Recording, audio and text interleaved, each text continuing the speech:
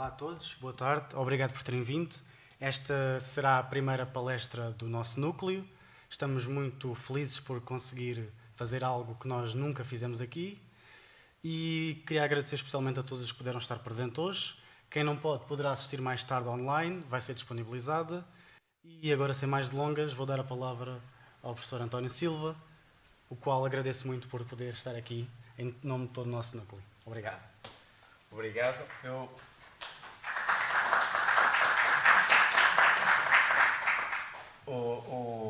Obrigado. Eu é que agradeço ao Núcleo por me ter convidado para esta primeira palestra de uma série que se espera que seja de muitas. Até porque é importante que vocês tenham uma noção de qual é realmente a investigação científica que se realiza aqui no departamento e que muitas vezes vocês não chegam a ter conhecimento de qual é. Está bem? Ora, então eu hoje venho-vos falar aqui de uma parte da minha investigação científica que está relacionada com os campos acústicos espirais.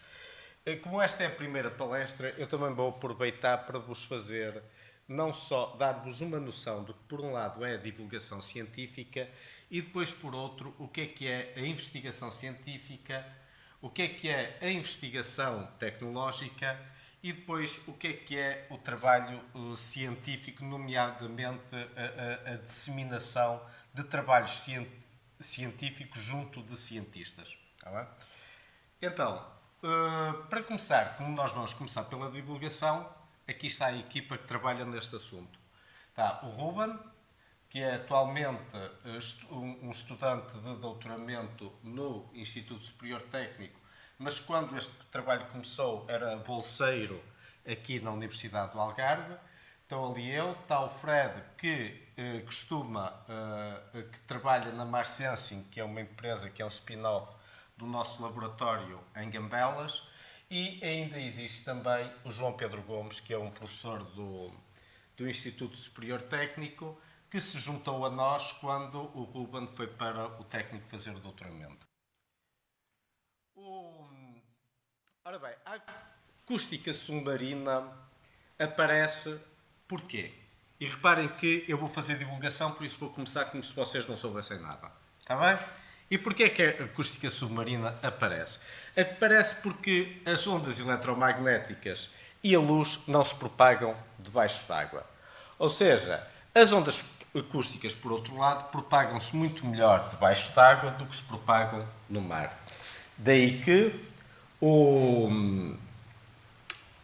os mamíferos marinhos utilizam a acústica para comunicar, até porque eles não se veem uns aos outros. Nós também usamos a acústica para comunicar, mas nós comunicamos a curtas distâncias, eles comunicam a muito grandes distâncias, ou seja, eles comunicam a centenas e milhares de quilómetros. As baleias conseguem comunicar a milhares de quilómetros acusticamente. Por outro lado, também usam a acústica para pescar. Ou seja, eles não veem o peixe e não vão atrás do peixe. Eles têm um sistema de sonar biológico que lhes permite detectar onde está o peixe e apanham o peixe a partir daí. Aliás, ferramenta que também é usada pelos morcegos. Ou seja, vocês sabem que os morcegos comem normalmente mosquitos e como é que eles sabem onde estão os mosquitos? Acusticamente. Até porque eles andam de noite. Depois, partindo desta observação de que os mamíferos marinhos utilizam o som para a maior parte das suas funções básicas, de sobrevivência básicas, começou-se a utilizar também a acústica submarina na investigação científica, nomeadamente nas comunicações subaquáticas, na localização e navegação de veículos de exploração subaquática, de robôs subaquáticos, na utilização de sonar para a detecção de objetos que podem ser, por exemplo, submarinos ou objetos mais pequenos e também na biologia marinha para estudar os peixes. Por exemplo, atualmente, uma das coisas mais usadas da acústica submarina são uns tags que se põem nos peixes para perceber quais são as rotas de migração dos peixes.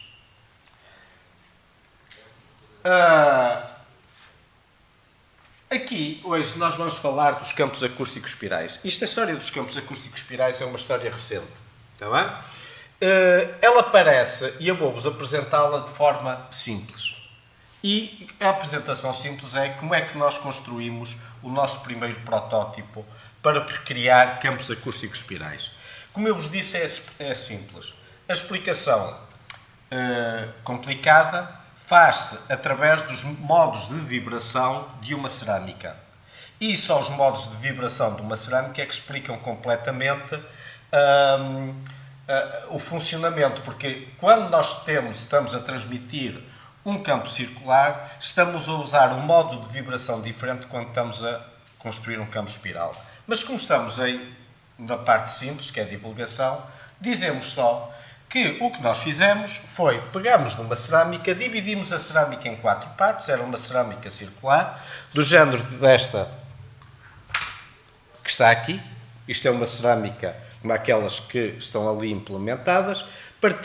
Dividimos a cerâmica em 4 partes, moldamos a cerâmica e passamos a ter 4 canais. O que é que nós fizemos com estes canais? Se nos 4 canais aplicarmos 4 ondas em fase, elas criam um campo circular. Por outro lado, se aplicarmos 4 ondas desfasadas de 90 graus, elas criam à sua volta um campo espiral. Ou seja, esta foi a primeira fase do trabalho, foi que sermos capazes de criar um campo acústico espiral. Numa segunda fase, então, agora já que temos uma fonte acústica espiral, que é capaz de gerar um campo acústico circular e um campo espiral, como é que nós vamos fazer para aproveitar a fonte espiral para detectar para a navegação? Na verdade, nós estamos a desenvolver isto para a navegação de veículos. E qual é a problemática da navegação? É que um veículo, quando está debaixo d'água, ele não sabe onde está. Ou seja, não tem um GPS que lhe diz onde está. E os sistemas de navegação inerciais, vocês já sabem que eles facilmente se perdem. Alguns de vocês já trabalharam com eles. E, por um lado, são muito imprecisos, têm muito ruído e depois facilmente, ao fim de algum tempo, perdem-se. E daí que é normal precisarmos de um localizador externo. Esse localizador externo é normalmente aquilo que se chama um beacon. Um beacon que em português é um farol. Está bem? Normalmente, para que um submarino se consiga localizar debaixo d'água, precisa pelo menos de 3 faróis. E com esses 3 faróis ele consegue fazer aquilo que se chama triangulação e dessa forma ele sabe onde está porque tem 3 faróis. Mas então, se já existia esse sistema de navegação, por que usar a fonte espiral? Porque nós acreditávamos que com a fonte espiral nós poderíamos, com um único farol, desde que ele fosse espiral, nós conseguíamos fazer a localização do veículo. E toda esta problemática tem a ver com isso. Então, nós precisamos de uma fonte espiral, precisamos do lado de um hidrofone. O hidrofone é um microfone subaquático do lado de um veículo. Não é? E depois, para determinarmos a distância a que está o veículo, ou seja, temos que usar o atraso. Ou seja, sabendo nós o travel time, aliás, como para os que já fizeram microprocessadores, nós já fizemos uma coisinha deste género, vocês têm o tempo de viagem. Se tivermos o tempo de viagem do som e soubermos a velocidade, então nós podemos determinar a distância a que estamos. Por outro lado, para o campo, usando a diferença de fases entre um campo circular e um campo espiral, nós conseguimos saber o azimuth. E todo o nosso problema, e ficávamos com um único beacon, com o problema da navegação resolvido.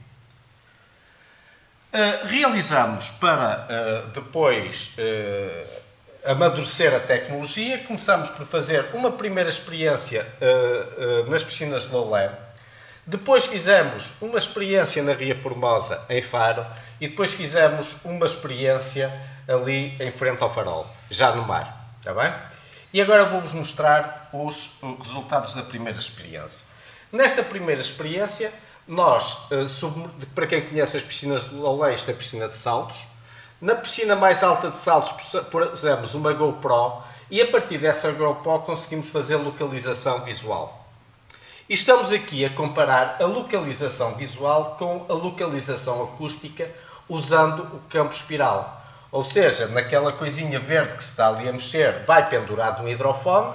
Ali no centro está a fonte espiral e vocês veem que a localização acústica seguiu sempre a localização visual.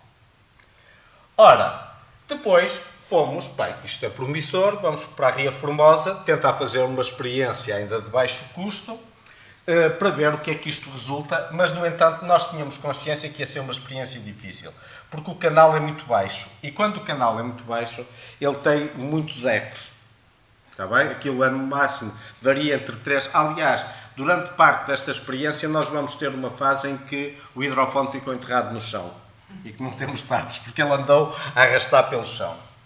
Ora bem, e então, o que é que nós temos? Temos ali do lado esquerdo, podemos ver a fonte espiral e aquele contentor é onde está a eletrónica. Aquilo foi tudo completamente submergido, aquilo funciona autonomamente, é como se fosse um farol autónomo.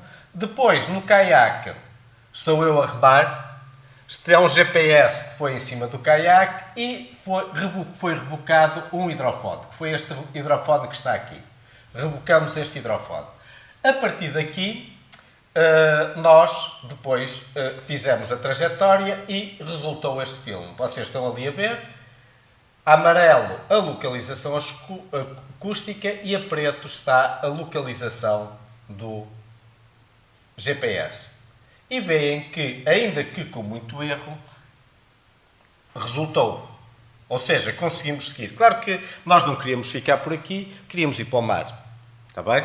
Até que, por um lado, o canal era mais profundo, ali em frente ao farol já temos um canal de 20, 30 metros e fomos para o farol. Utilizamos o barco, um barquinho oceanográfico aqui da Universidade, requisitamos o gráfico, e então conseguimos fazer esta trajetória. Primeiro, conseguimos ver que conseguimos ir até aos 1500 metros. Ou seja, com este pequenino, na verdade, a fonte espiral que está em causa é esta que está aqui. Está bem? Ou seja, com esta fonte espiral conseguimos ir até 1500 metros de distância e o que vocês veem ali é que a trajetória a preto, mais uma vez, agora o hidrofone foi rebocado pelo barco, a fonte espiral foi fondeada naquele ponto onde está a estrela e depois, a partir daí, fizemos uma trajetória primeiro para a esquerda e depois para a direita. O que é que nós vemos ali? É que, quando estamos perto da fonte espiral, o erro é pequeno. Quando estamos longe da fonte espiral, o erro é grande. Mas isto parecia um problema muito grande, mas na realidade não é. Porquê? Vocês têm que imaginar que, e vocês têm a ver que isto está debaixo d'água. Naquela altura, por acaso, até estavam particularmente muitas correntes. E foi quando foi a inversão da corrente, porque há uma altura em que se dá a inversão da corrente, e foi naquele dia. E então, quando há correntes, aquilo faz abanar a fonte. E ao fazer abanar a fonte, reparem que um erro de 1 grau a 1 metro de distância é menos de 1 centímetro. Mas um erro de 1 grau a 1500 metros já são muitas dezenas de metros. É por isso que dá um erro muito grande quando estamos longe e um erro pequeno quando está perto. Mas isso não é um problema. Porque quando nós nos queremos aproximar de um farol, nós sabemos ter um erro grande quando estamos ao longe não é grave. Ou seja, o que nós queremos é ter um erro pequeno quando nos aproximamos do farol. Porquê? E porquê é que existem estes faróis? Estes faróis existem para o veículo saber onde está, mas não só. Existem também para que o veículo consiga ir até um ponto onde consiga depois vir à superfície de forma segura. Ou então, e agora ultimamente, neste momento fala-se muito, onde vai recarregar as baterias, tipo um posto de abastecimento, onde eles vão recarregar as baterias, ou onde vai fazer o download dos dados. Está bem? Porque, reparem, ter um robô, por pequeno que seja, e ter que andar com um barco atrás dele para fazer estas operações é muito caro. Um dos problemas das operações marítimas é sempre que se pegamos num barco e o metemos no mar, são facilmente para alugar um barco para ir para o mar são 1000 euros por um dia. Está bem? Por isso estão a ver um barco pequeno. Se for um navio, no mínimo são 10.000 euros por dia. Está bem? Por isso, se conseguimos fazer estas operações com robôs, mas com grande endurance para os robôs, então é mais conveniente. Está bem? Mas o pessoal que tem os robôs, o maior medo que tem é perdê-los. Ora bem, então estão a ver e conseguimos mais ou menos ter uma boa localização. Depois, a partir daí, então, criamos mais ambição e agora tentamos ir para fazer imagem. Está bem? Imagem subaquática. Para fazer imagens, usamos já ali, fizemos os testes ali na piscina da Penha, aqui na piscina, vocês conhecem? Ou seja, há uma piscina aqui no campus, ali na piscina do campus, que é esta que tem ali na fotografia. Temos ali a infraestrutura, é semelhante, agora a fonte está mais baixinha porque a piscina é baixa, está bem? E o objetivo era, utilizando hidrofones e a fonte espiral, conseguir, na verdade, é utilizando só um dos hidrofones, os outros estão ali para fazer referência e localização. O objetivo é conseguir fazer imagem. Estão a ver? Ou seja, e temos aqui já a parte do desenvolvimento do trabalho, e então temos ali o modelo que desenvolvemos das piscinas para saber como é que andavam os raios. Aqui foi, no meio, temos os resultados que obtivemos em simulação. Depois, do lado direito, os resultados que tivemos na realidade. Quando nós olhamos para estes resultados, e o que é que nós dizemos? Não servem para nada, não é? Se é uma imagem que nós queremos. Agora, quando eu olho para aqueles resultados, o que é que eu vejo? A tecnologia é promissora. Porquê? E agora vamos aqui à segunda parte da palestra. O que é investigação científica e o que é investigação tecnológica? Está bem? Ora bem, na investigação tecnológica, nós queremos construir alguma coisa que ainda não foi construído. Na investigação científica, o que nós queremos é descobrir alguma coisa que ainda não foi descoberto. O trabalho com fontes acústicas espirais ainda não foi descoberto. Atualmente, que estejam a reportar, há 3 equipas no mundo a trabalhar nisto. Somos nós, uma chinesa e uma americana, que estão a trabalhar neste tipo de tecnologia. Depois, por isso não está descoberto, ou seja, as fontes já sabem como fazer, só que ainda não se sabe aproveitar os dados, a extrair corretamente os dados, e toda a maior parte do trabalho, muitas vezes, não é fazer a eletrónica, se bem que a eletrónica é uma das partes mais incertas. Eu trouxe-vos aqui alguns exemplozinhos da eletrónica que existe para fazer isto, mas a eletrónica não é só a eletrónica, é também qual o processamento de sinal que temos que usar para conseguir extrair a informação dos sinais. Está bem? E depois, quando estamos na investigação tecnológica, nós sabemos qual é o caminho que queremos seguir, porque nós fazemos um projeto e esse projeto dá-nos uma guia. Quando estamos na investigação científica, nós não sabemos qual é o caminho que vamos seguir. Ou seja, temos sempre que descobrir o caminho. É um bocadinho de navegação à vista, nós podemos antecipar, vamos por este caminho, mas muitas vezes o caminho não dá em nada. Está bem? Ou seja, todo o caminho. Para isso, eu trouxe-vos aqui um exemplo. Antes deste projeto com fontes espirais, eu fiz este projeto aqui, estava neste projeto aqui, que era com fontes que, em vez de utilizarem cerâmicas como piezoelétricas, utilizavam polímeros piezoelétricos, ou seja, são plásticos piezoelétricos. E este projeto foi muito promissor, ou seja, desenvolvemos esta fonte. Isto é uma fonte, tem aqui os amplificadores, tem tudo aqui dentro. Trabalha a 2000 volts, até 2000 volts, e consegue projetar o som com grande potência. Tem uma coisa e tem uma grande vantagem sobre as cerâmicas. Tem uma largura de banda muito grande, coisa que as cerâmicas, muita potência e largura de banda grande, que era o objetivo que era para isto é em oposição às cerâmicas, as cerâmicas que são estas coisinhas que estão aqui. Está bem? Mas qual é o problema? Nós, para moldar esta fonte, para moldar, não podemos usar, ou seja, no contacto com a água não podemos ter poliuretano. Poliuretano é o molde que nós utilizamos aqui para as cerâmicas, que é a coisa mais robusta que há para o fundo do mar. Temos que usar, por acaso neste caso amarelo é um polímero de baixa densidade, ou então silicones. Está bem? E qual foi o problema que nós descobrimos? É que, em relativamente pouco tempo depois do molde, estes poliuretanos de baixa densidade desfazem-se completamente. E vocês depois virem aqui, isto está desfeito, está-se a desfazer. Por outro lado, os silicones são mais robustos, vocês até costumam usar em casa, mas quando sujeitos à pressão hidrostática, implodem.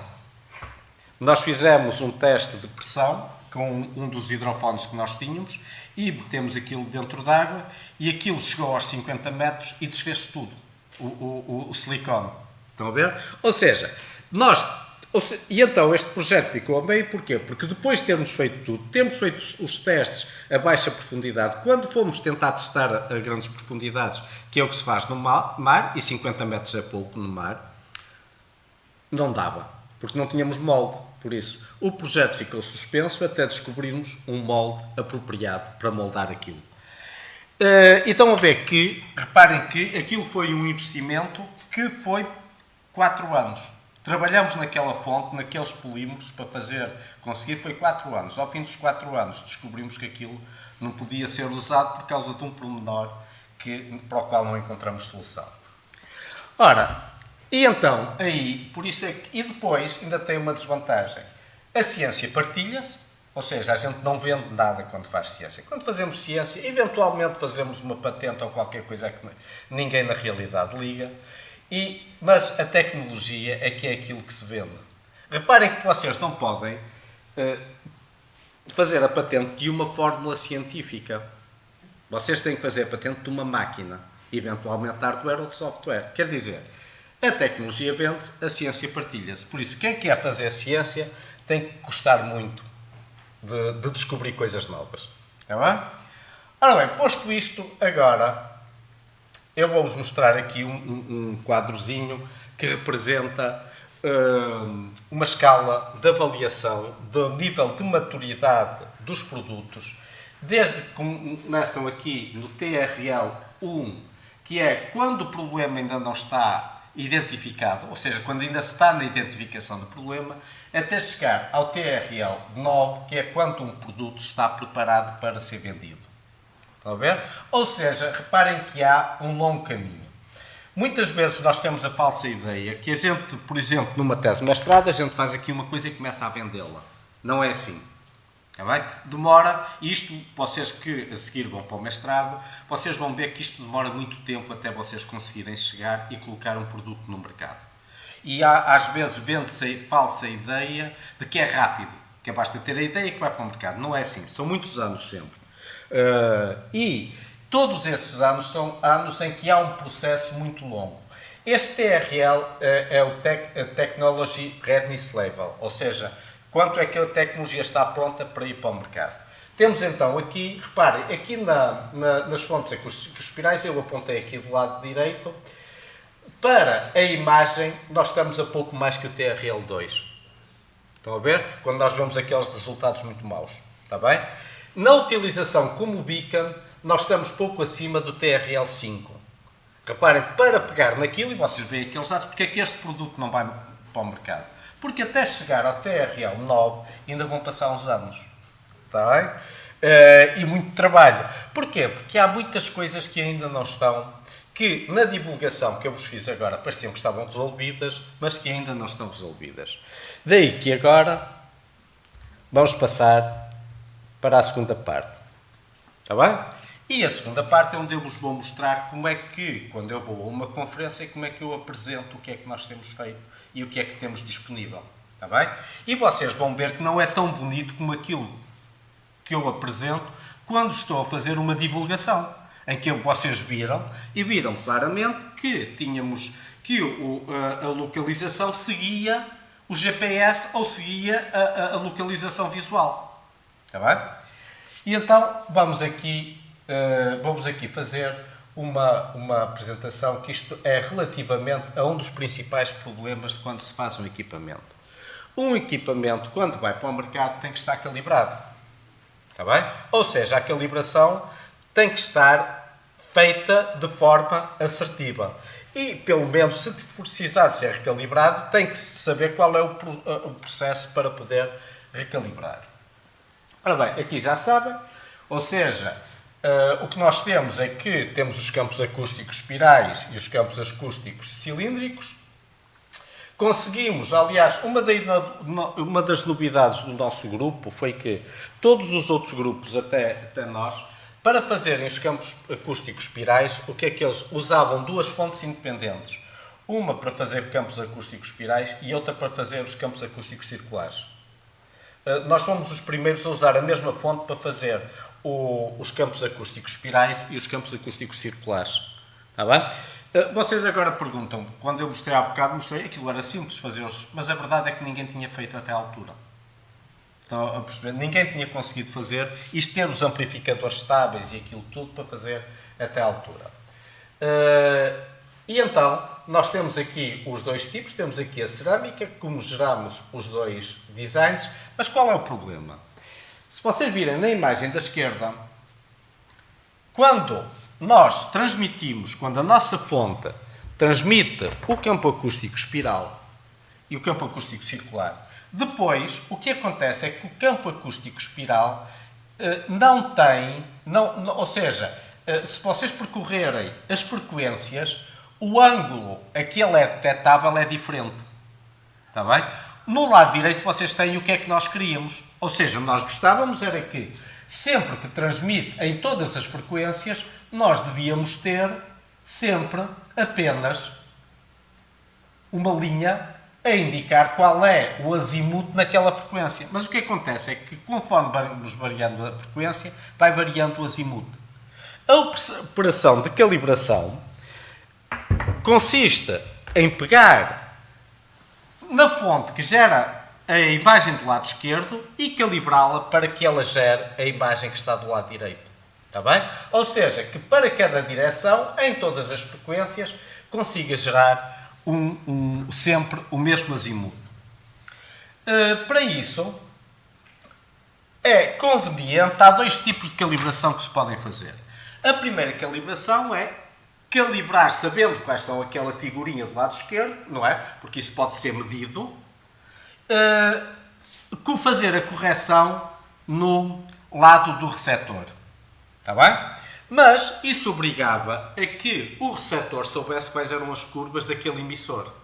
E então não é conveniente. O mais conveniente é que a calibração seja feita do lado do emissor, que é para qualquer receptor possa usar o farol. Senão, caímos na asneira de fazer faróis que só nós é que podemos usar, porque só nós é que sabemos os códigos necessários para os usar, em que estes códigos aqui são a distorção que eles causam ao longo da frequência. Não é? Outra coisa ora bem, isto seria muito fácil de calibrar se nós só quiséssemos calibrar uma frequência. Mas nós não queremos calibrar uma frequência, nós queremos calibrar todas as frequências. E porquê? Porque também há uma novidade que nós introduzimos quando começamos a trabalhar disto, é que até nós começámos a trabalhar nas fontes acústicos espirais, só se utilizavam tones. O que é que são tones? É sempre um sinal com a mesma frequência. E nós introduzimos a utilização de sinais de banda larga, nomeadamente de chirpes, que são sinais que têm uma banda larga e por isso precisávamos também de banda larga. A banda larga tem muitas vantagens sobre os tones. Não vou entrar por aí, mas pronto, são vantagens logo à partida na acústica submarina.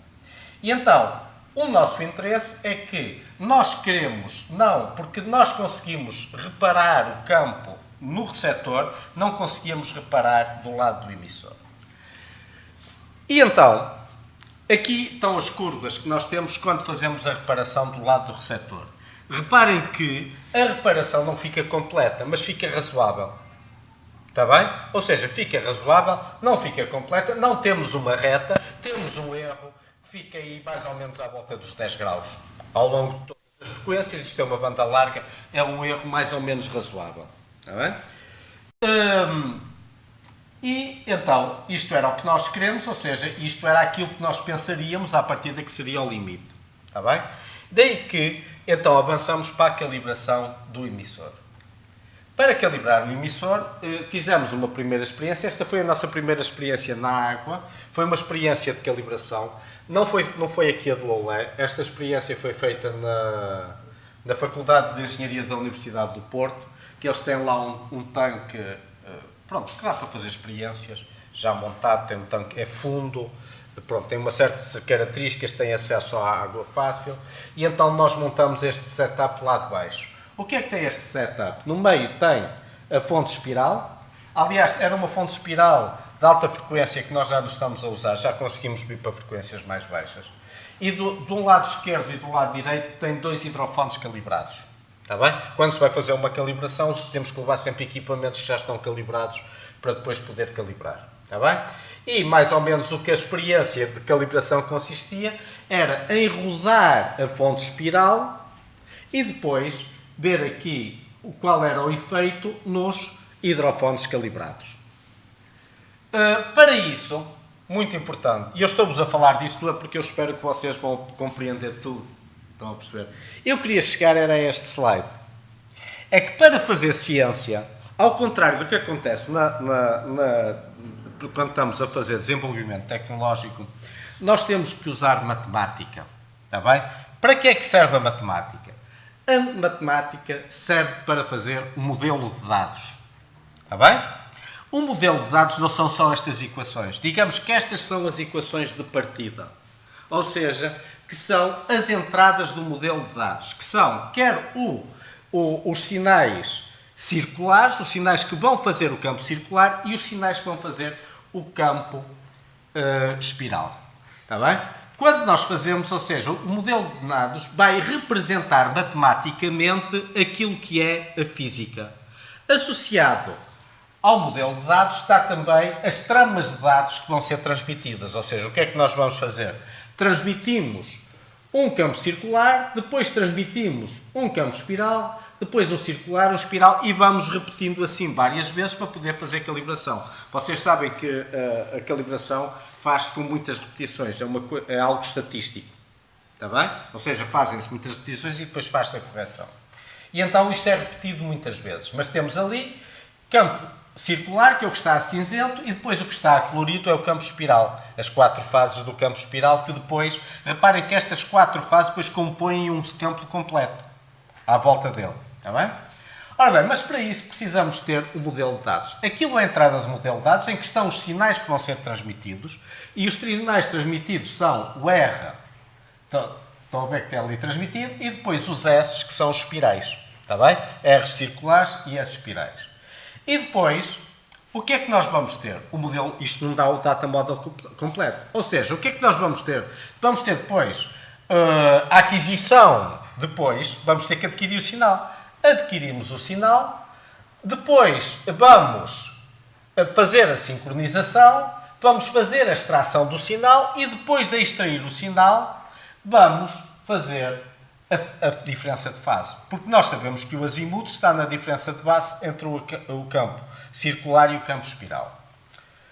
E temos aqui mais uma equaçãozinha, que esta aqui vai ser a equação que extrai os campos. Está bem? Tem ali uma função B, não importa qual é, mas digamos que vai haver uma diferença entre os argumentos do S e do R na recepção e isso é que nos vai dizer qual é o azimuth. Está bem?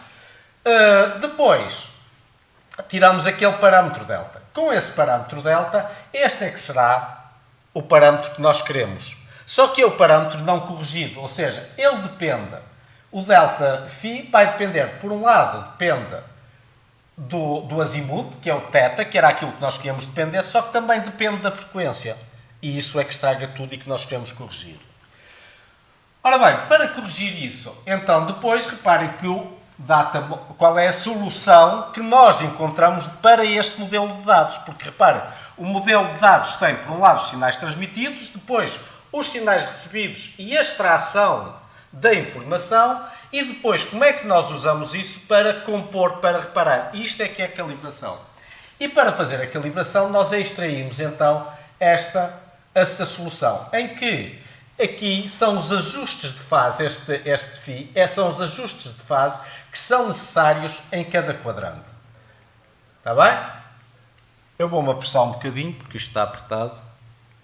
E então, nós vamos ter aqui então, os ajustes de fase, e ao ter estes ajustes, com estes ajustes de fase, então nós podemos usar estes ajustes, aplicá-los no emissor, do lado do emissor, e depois fazer a transmissão ajustada, ou seja, estes ajustes de fase fazem que vão depois corrigir o campo à chegada, não é? Porque nós não queremos fazer ajuste na recepção, queremos fazer o ajuste na emissão. Queremos que o campo fique mesmo um campo espiral. Porque aquelas distorções o que mostram, aquelas curvas todas ao longo da frequência, é que o campo espiral ia mudando com a frequência.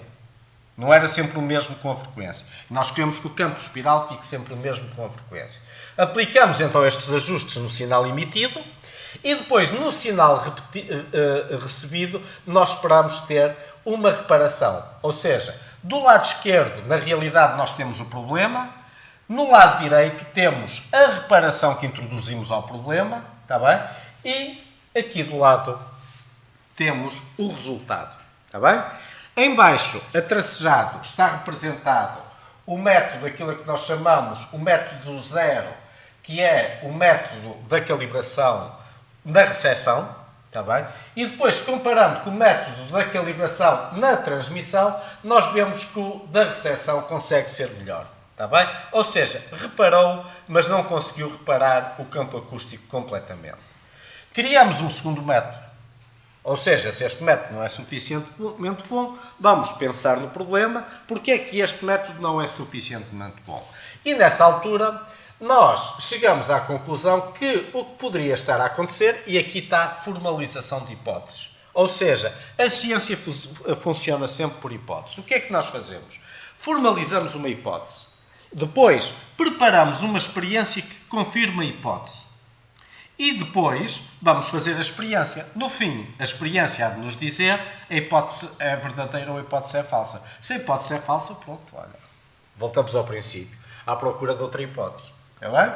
Pronto, então aqui a nossa nova hipótese é que nós queremos compensar cada um dos quadrantes independentemente. É porque quando nós fazemos a calibração, nós não usamos cada quadrante independentemente. Usamos os quadrantes todos ao mesmo tempo.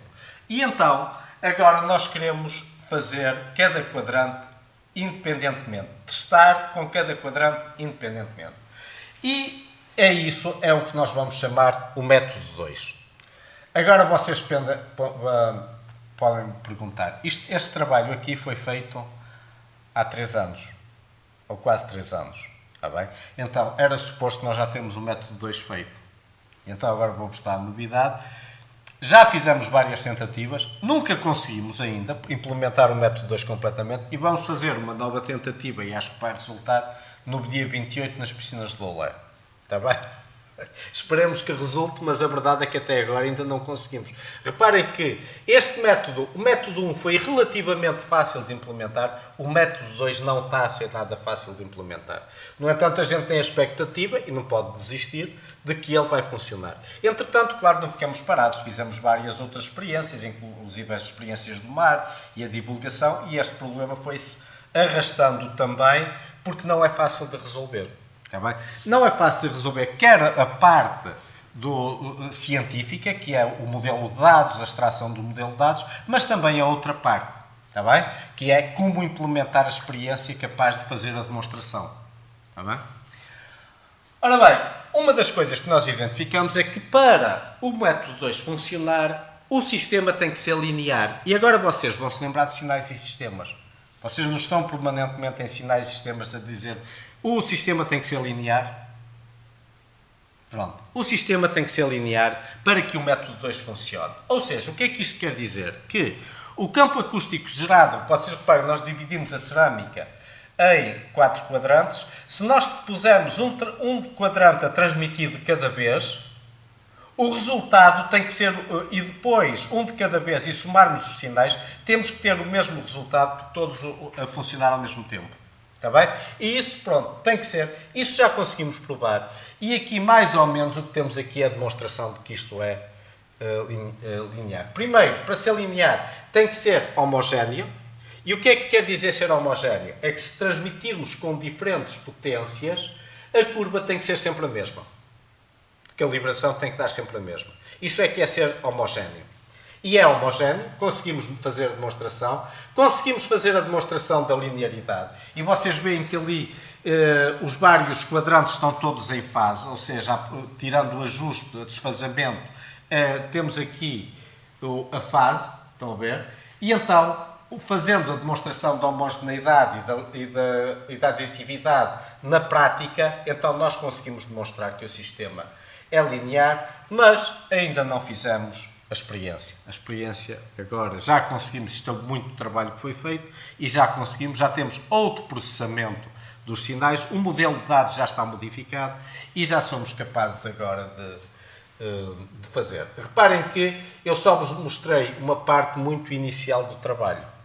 Está bem? Ou seja, o trabalho já evoluiu muito, mas como era a inicial e era sobre calibração, que é uma coisa que vocês têm que ter muita consciência para a vossa vida, instrumentos não calibrados não servem para nada. Está bem? É fundamental a calibração. Está bem? Pronto. E termino por aqui. Por acaso isto continuava, mas eu não vou continuar, porque chegou o tempo ao fim, mas noutra oportunidade eu continuo. Está bem? Se vocês quiserem fazer perguntas ou se quiserem ver os coisinhos eletrónicos que eu trouxe para aqui, aproximem-se ou façam as perguntas que entenderem. Como? O microfone está à ronda de perguntas, só Ah, alguém tem para iniciar uma pergunta a fazer?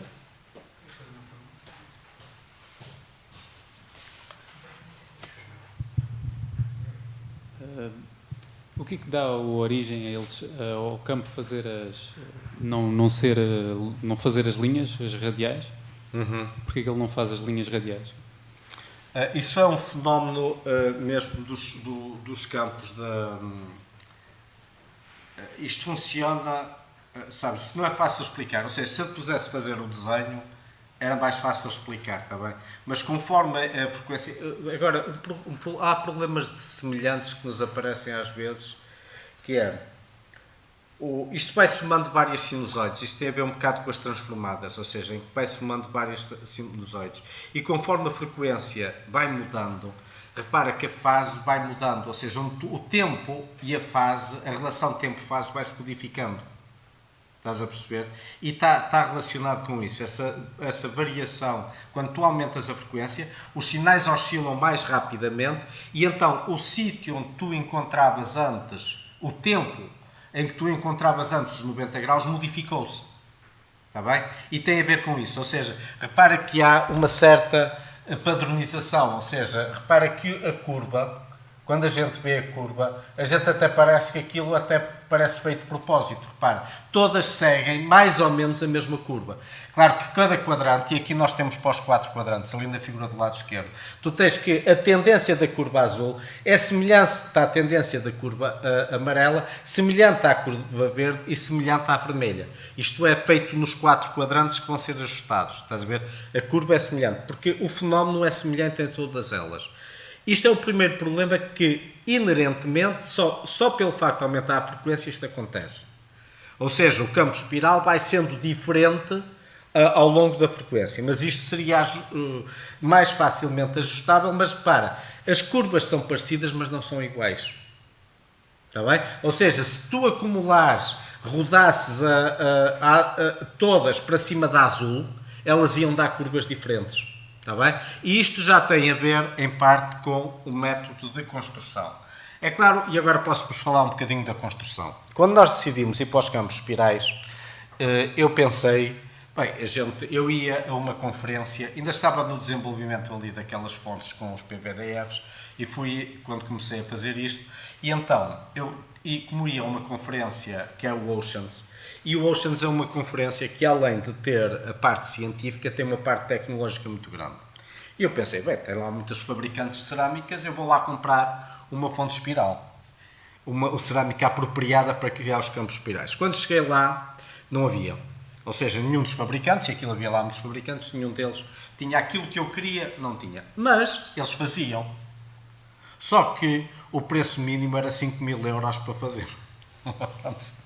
Ou seja, que era isto, e eu pensei assim, bem, eu faço isto em casa, ou seja, esta cerâmica custa assim só, custa aproximadamente 100 euros, e eu consigo fazer os cortes. Claro que a desvantagem é como fui eu que fiz os cortes, há sempre a desvantagem, não fica tudo igualzinho, não é? Porque isto podia ser feito, reparem, esta parte branca que vocês veem aqui é condutora, ela é branca porque tem prata. Está bem? Como isto tem prata, fica assim, mas é um condutor. E aqui dentro também tem condutor. E mais ou menos o que nós fizemos foi cortar a parte condutora, por forma a ficar só a cerâmica, e a cerâmica não é condutora. Ou seja, e depois, o que é que acontece? Já agora, o que é que acontece? Quando se aplica um estímulo nos piezoelétricos, o que é que acontece?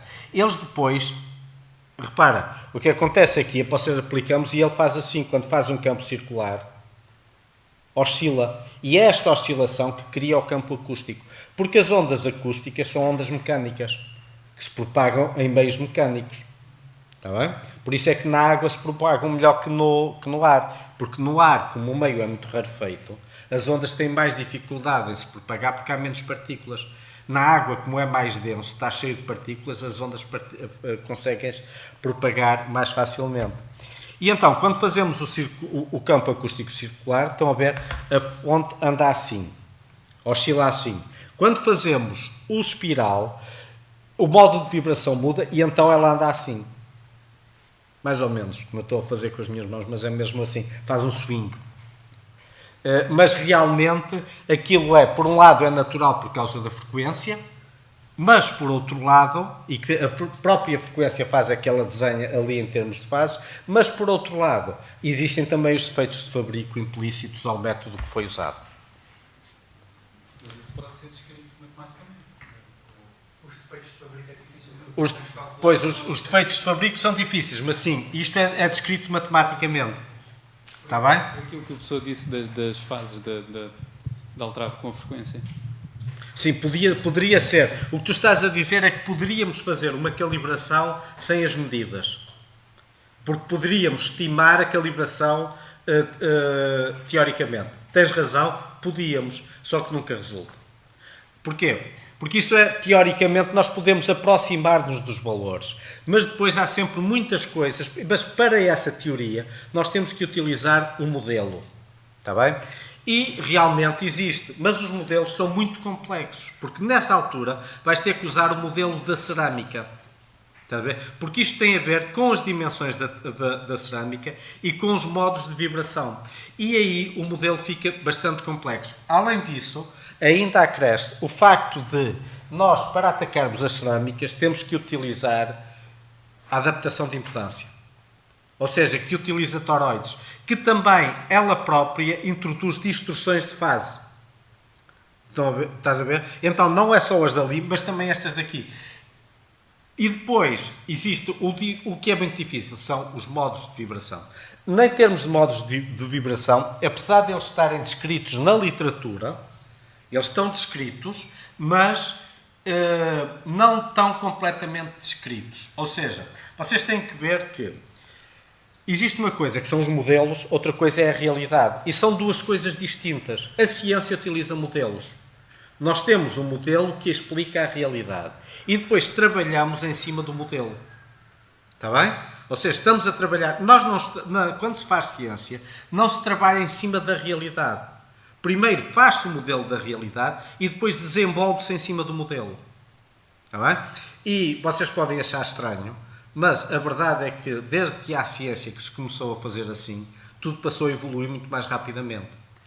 Reparem que ciência só começou a existir a partir, há 500 anos atrás, a partir de Galileu. Foi a primeira pessoa que começou a utilizar a ciência, aquilo que se poderia ser um modelo, começou a utilizar modelos e depois desenvolver a partir do modelo e depois verificar se está de acordo com a realidade. E depois os modelos são uma coisa que não são a verdade, apenas representam. E os modelos estão sempre a ser melhorados. Cada coisa nova que descobrimos, vamos melhorando os modelos.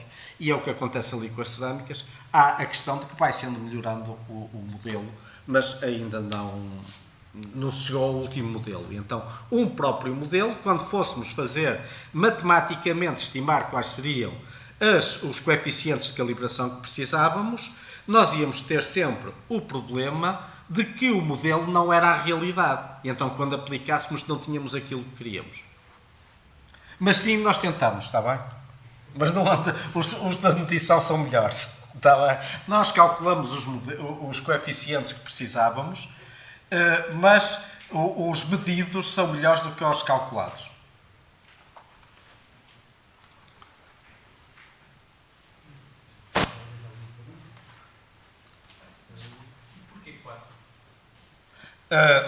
Porquê 4? Podíamos ter feito 8. Está bem? À partida, e nós temos em dúvida que talvez 8 nos desse melhores resultados. Mas acontece que depois, quando fores calibrar e quando tiveres, passas a ter 8. E a dificuldade, depois mesmo computacional, também aumenta muito quando estamos a fazer simulações, porque nós fazemos dois tipos de coisa, dois tipos de simulações. Por um lado, fazemos para a calibração, fazemos testes intensivos, ou seja, testamos muitas soluções possíveis e depois verificamos qual é que é melhor.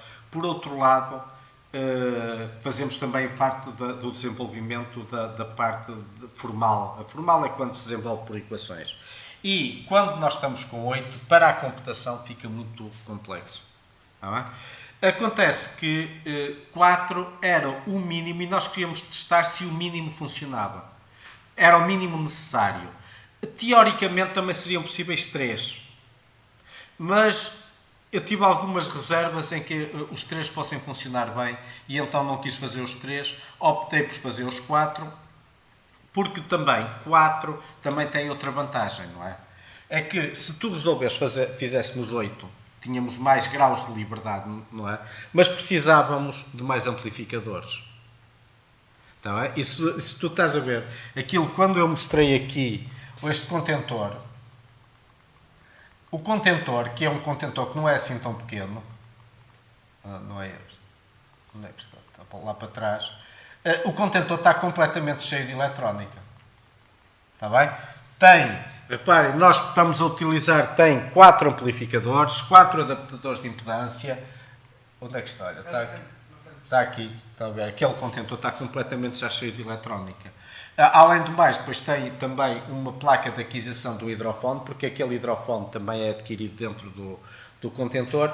E ainda tem depois o controle daquilo tudo, que é um microprocessador, não sei se for umas plaquinhas, que é Tinzi. É tipo um Arduino, só que o processador tem uma capacidade muito maior. Que é o que gera os sinais espirais e essas coisas todas e comunica com o exterior. E já está cheio. Estar a utilizar mais, obriga-nos a ter mais amplificadores, porque os amplificadores para cada andar têm que ser independentes. Está bem? Tinha mais processamento porque tínhamos que processar 8 sinais. Pronto. E fizemos um balanço, vamos tentar com 4. Se 4 funcionar, ótimo. E funcionou. Está bem? Porquê gerar um campo circular e um campo espiral simultaneamente? Eu não percebi. Nós não estamos a gerar, naquilo que eu vos apresentei, não estamos a gerar simultaneamente. Está bem? Qual é a dúvida? Reparem numa coisa. Qual era a dúvida inicial? Nós temos uma fonte espiral e uma fonte circular. Queremos pô-las a funcionar em simultâneo. E podemos pôr a questão. Elas não estão a funcionar em simultâneo. Repara que aqui na descrição dos sinais,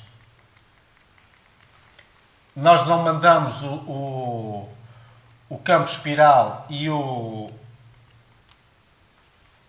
espiral e o circular simultaneamente. Mandamos o circular, esperamos algum tempo e depois mandamos o espiral.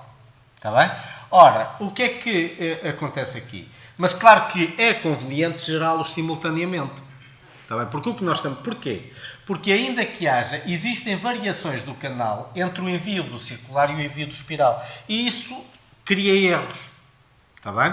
E então, é um desejo nós fazemos o envio simultâneo. Neste momento nós já temos tecnologia para fazer o envio simultâneo, mas nos dados que vos apresentei aqui, ainda não apresentei isso. O que eu não percebi foi porquê gerar o circular. Porque precisas ter referência. Estás a perceber? Porque tu sem a referência, depois não tens razão, ou seja, mas porquê é que não usamos só espiral? Não é? Mas falta-nos a referência. Está bem? Esse problema vai ficar resolvido. Não é? Eu não estou a dizer que esse problema não se venha a resolver. Está bem? Porque nós podemos vir a resolvê-lo. Porquê? Porque nós precisamos, quando metemos as coisas no mar, não sabemos em que direção é que estão. Mas se metermos um magnetómetro lá, sabemos onde fica o norte. E, sabendo onde fica o norte, podemos sincronizar o campo pelo norte. E depois o receptor, também que sabe onde fica o norte, poderá, à partida, sincronizar. Mas ainda assim, cada magnetómetro dá um resultado e aquilo nunca se vai conseguir acertar muito bem. por isso. Mas sim, à partida é uma possibilidade tentarmos trabalhar sem o circular. Para já está fora de questão trabalharmos sem não termos o circular. A referência faz muito bem quando se está a fazer desenvolvimento. Está bem? Professor, por ter o corte na cerâmica, ela não vai fazer uma vibração em que ela vai, quando ela for fazer vibrar e gerar a frente de onda, essas frentes de onda elas não vão tipo colidir eventualmente por causa que são... Não, elas não colidem. E a verdade, isso é que utiliza, ou seja, vocês podem perguntar e é a questão de porquê 4 e porquê 8. Tá bem? O que acontece é o seguinte, imaginem que isto está cortado. Na verdade ela está cortada aqui dentro. E então, está um corte aqui e emite 2 campos assim, ou seja, um é transmitido assim, outro é transmitido assim, tem fases diferentes. O que vai acontecer é que na água, as ondas que se vão encontrar aqui, no sítio do corte, vão se somar e vão criar uma fase que é a soma das duas. Fazendo com que depois o campo espiral seja contínuo. O campo depois é a água que trata do resto. Nós emitimos 4 sinais, mas depois na água eles somam-se de forma a dar um contínuo de fase. E funciona. Era um bocado incrível. Na verdade, ninguém acreditava que isto funcionasse quando... Muito pouca gente acreditava, não é ninguém. Aliás, não fomos nós que inventamos isto, está bem? Ou seja, os campos espirais já havia, digamos que nós, o processo de fabrico, este simplificado, e isto é que fomos nós que criamos, mas o método de criar já se falava, ou seja, mais ou menos, o primeiro trabalho sobre isto é mais ou menos do ano 2000, depois ninguém muito ligou quase nada a isto. Em 2015 fez-se a primeira experiência que demonstrou que eram úteis. Depois eu soube disto mais ou menos em 2022, porque me mandaram um artigo para revisão com uma experiência que era a primeira experiência que tinha sido feita, e eu quando li o artigo pensei assim, mas este pessoal, isto é fabuloso, isto permite fazer muito mais do que o que eles imaginam e que eles escreveram no artigo. Na altura até dei muitos inputs para o artigo para coisas que os autores próprios não estavam a perceber que aquilo tinha um potencial enorme. E pronto, e comecei a trabalhar. Na verdade aquilo foi assim. Na altura o Ruben estava a trabalhar comigo e eu propus ao Ruben, Ruben, queres fazer isto para o teu doutoramento? Eu vou-te dizer, olha, isto é fabuloso, isto vai ser uma coisa que vai revolucionar aquilo que se tem feito na acústica submarina. Ele já estava a trabalhar comigo na utilização dos PVDFs e pronto. E então foi a partir daí que começamos a trabalhar e a desenvolver nesta área.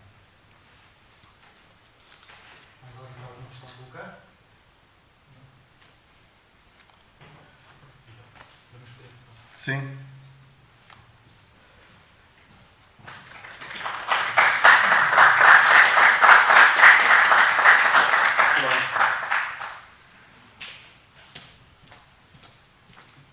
Só agradecer mais uma vez ao professor e investigador António Silva por estar aqui, por dar-nos a oportunidade de entrar em contacto com estas novas tecnologias e como é feita a ciência. Em nome do Núcleo e de todos, obrigado.